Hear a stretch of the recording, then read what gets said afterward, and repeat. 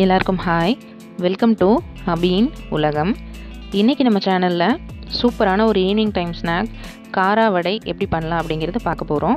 First நம்ம இதுக்கு ஒரு பேட்டர் ரெடி பண்ணணும். அதுக்கு என்னென்ன ஊற வைக்கணும் அப்படிங்கிறது சொல்லிடுறேன். ஃபஸ்ட்டு ஒரு 50 கிராம் போல் பச்சரிசி எடுத்திருக்கேன். இது வந்து மாவு பச்சரிசி, நம்ம ரெகுலராக யூஸ் பண்ணக்கூடிய பச்சரிசி தான். 50 கிராம் எடுத்திருக்கேன். இதை முதல்ல ஆட் பண்ணிக்கலாம்.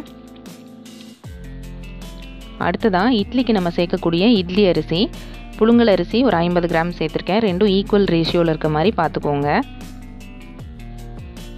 பச்சரிசி நம்ம ரேஷன் அரிசி இருந்ததுன்னா கூட நம்ம ஆட் பண்ணிக்கலாம் சுத்தம் பண்ணிவிட்டு. ஸோ வந்து பச்சரிசி தான் நமக்கு வந்து இம்பார்ட்டண்ட்டு, அது பார்த்துக்கோங்க. அடுத்ததாக அதே ஈக்குவல் ரேஷியோவில் உளுந்து, கடலைப்பருப்பு ரெண்டுமே எடுத்திருக்கேன். ஃபஸ்ட்டு நம்ம உளுந்து 50 கிராம் அதை சேர்த்துடலாம்.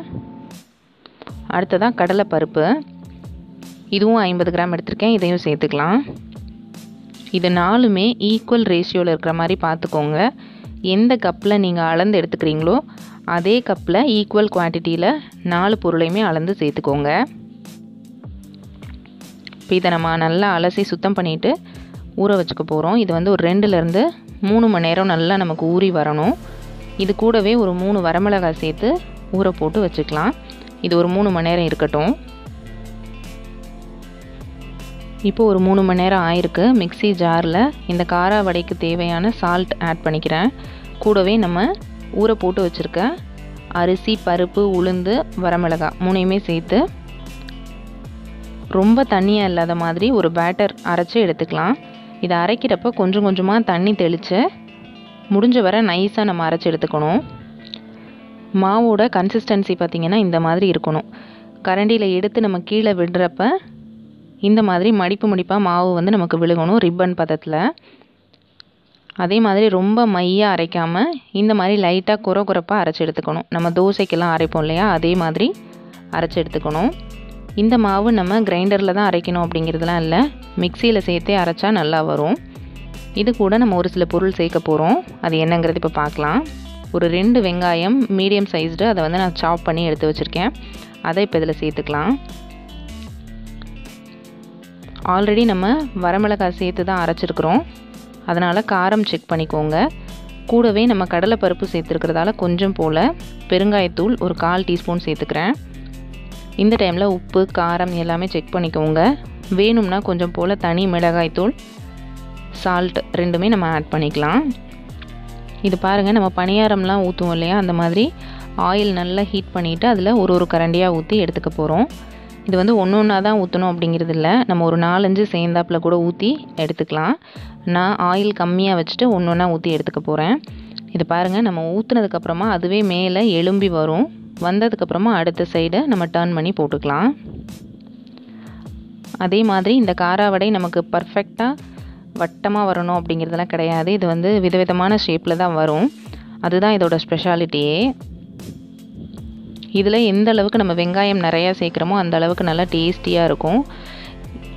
இதில் இன்னொரு அட்வான்டேஜ் என்னென்னா, இது நம்ம ஊற்றுறப்ப வந்து டிஃப்ரெண்ட்டாக ஒரு ஷேப்பில் வரும். ஸோ அது வந்து குழந்தைங்கள்லாம் சாப்பிட்றப்ப ரொம்ப லைக் பண்ணி, இது முயல் மாதிரி இருக்குது, இது யானை மாதிரி இருக்குது அப்படின்னு சொல்லிட்டு டிஃப்ரெண்ட்டாக லைக் பண்ணி எடுத்து சாப்பிடுவாங்க. ஸோ அது வந்து இதில் ரொம்ப ஒரு நாட்டியான விஷயம். இப்போ பாருங்கள், சூப்பராக நமக்கு 2 சைடுமே கோல்டன் ப்ரௌனாக வெந்து வந்தாச்சு. இதில் நம்ம பச்சரிசி சேர்த்துருக்கிறதால சுத்தமாக எண்ணெய் குடிக்காது. ஸோ தாராளமாக வந்து நம்ம டீப் ஃப்ரை பண்ணி சாப்பிட்லாம். அதே மாதிரி இதில் நம்ம சமையல் சோடா, குக்கிங் சோடா எதுவுமே சேர்க்கலை. ஆனாலுமே வந்து நல்லா ஃப்ளஃபியாக உப்பி வருது, உங்களுக்கு பார்த்தாலே தெரியும். உள்ளே எல்லாம் வந்து நல்லா ஏர் பபிள்ஸ் போய் நல்லா சாஃப்ட் அண்ட் ஸ்பாஞ்சியாக வெந்து வருது. ஸோ வந்து நம்ம சமையல் சோடா சேர்க்கணும் அப்படிங்கிறதே கிடையாது. இந்த 4 பொருள் சேர்த்து நம்ம ஒரு 3 மணி நேரம் ஊற வச்சு அரைச்சிட்டு உடனேயே நம்ம இந்த மாதிரி காரா வடை சுட்டுக்கலாம். தாராளமாக நமக்கு வந்து நல்லா சாஃப்ட் அண்ட் ஸ்பாஞ்சியாக கிடைக்கும். ஸோ வந்து எந்த ஒரு பெரிய ப்ரொசீஜருமே கிடையாது இது. அதே மாதிரி இதுக்கு நம்ம எந்த ஒரு சைட் டிஷ்ஷுமே வச்சு சாப்பிட்ணுங்கிறது இல்லை.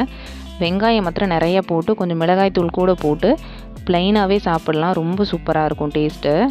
ஒரு நல்ல மழை டைமில் ஒரு 1/2 டம்ளர் மசாலா டீ, அது கூட இந்த மாதிரி சிம்பிளாக செய்யக்கூடிய காரா வடை, இது 2 இருந்ததுன்னா போதும்.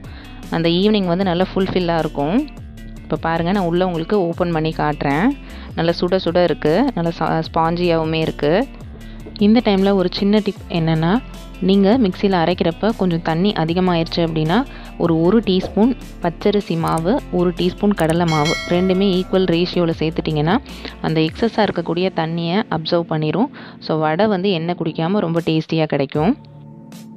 கண்டிப்பாக நீங்களும் நல்ல ஒரு ரெய்னி சீசனில் இந்த சிம்பிளான காரா வடை ரெசிபியை உங்கள் வீட்டில் ட்ரை பண்ணி பார்த்துட்டு உங்களோட ஃபீட்பேக்ஸை என்னோட கமெண்ட் செக்ஷனில் ஷேர் பண்ணுங்கள்.